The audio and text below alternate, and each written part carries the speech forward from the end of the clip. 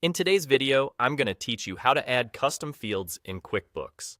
Custom fields are a simple way to capture extra information that isn't included by default, and they can make your forms and reports much more useful.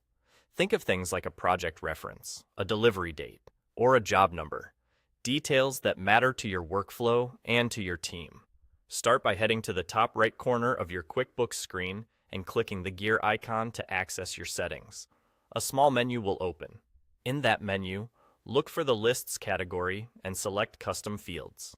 This is the central place where you'll create and manage all of your custom fields. On the Custom Fields page, click Add Custom Field.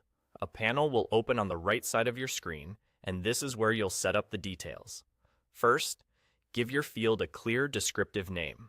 Choose something your team will instantly recognize, like Job ID, Customer PO, or Delivery Window.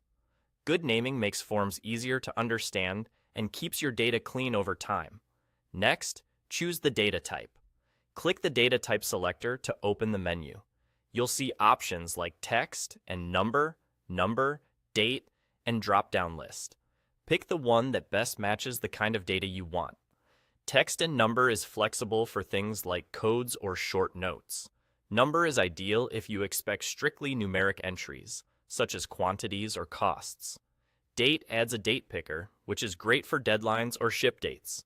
Drop-down list is best when you want consistent, standardized choices, perfect for statuses or predefined categories, because it keeps entries uniform and easier to filter later.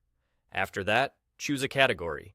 This helps organize the field within QuickBooks, so it appears where it's most relevant in your process. Then, select the available forms where you want this field to show.